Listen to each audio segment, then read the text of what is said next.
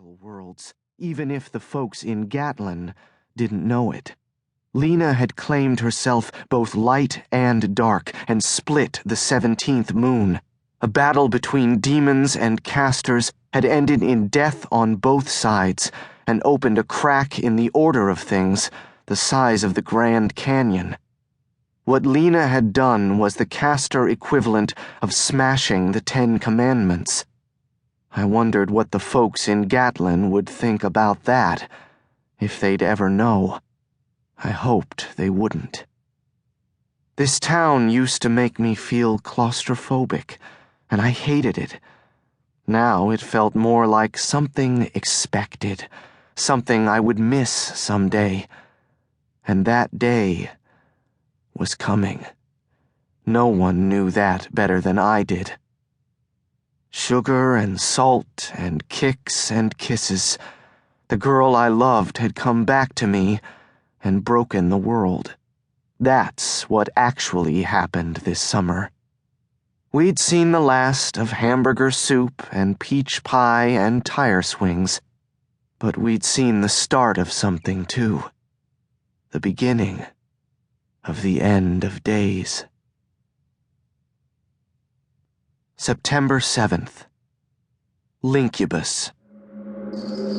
I was standing on the top of the white water tower with my back to the sun. My headless shadow fell across the warm, painted metal, disappearing off the edge and into the sky. I could see Somerville stretching out before me, all the way to the lake, from Route 9 to Gatlin. This had been our happy place, mine and Lena's, one of them at least. But I wasn't feeling happy. I felt like I was going to throw up. My eyes were watering, but I didn't know why. Maybe it was the light. Come on already. It's time.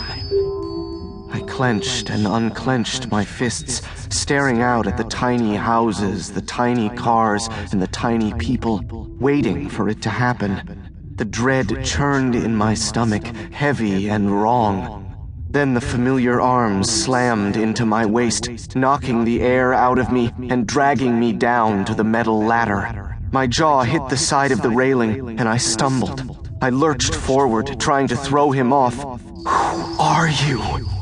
But the harder I swung, the harder he hit me. The next punch landed in my stomach, and I doubled over. That's when I saw them.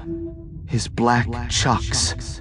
They were so old and beat up, they could have been mine. What do you want? I didn't wait for an answer. I lunged for his throat, and he went for mine. That's when I caught a look at his face, and I saw the truth. He was me. As we stared into each other's eyes and clawed at each other's throats, we rolled over the edge of the water tower and fell. The whole way down, I could only think one thing. Finally.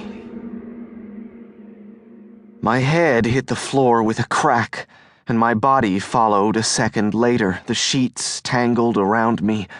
I tried to open my eyes, but they were still blurred with sleep. I waited for the panic to subside. In my old dreams, I had tried to keep Lena from falling.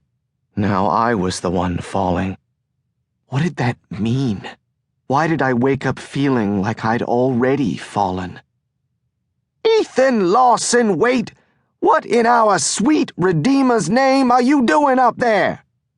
Amma had a particular way of shouting that could haul you right back up out of Hades, as my dad would say. I opened my eyes, but all I could see was a lonely sock, a spider working its way aimlessly through the dust, and a few beat-up, spine-busted books, Catch-22, Ender's Game, The Outsiders, a few others. The thrilling view under my bed. Nothing, just shutting the window. I stared at my window, but I didn't close it. I always slept with it open. I'd started leaving it open when Macon died. At least, when we thought he'd died. And now it was a reassuring habit.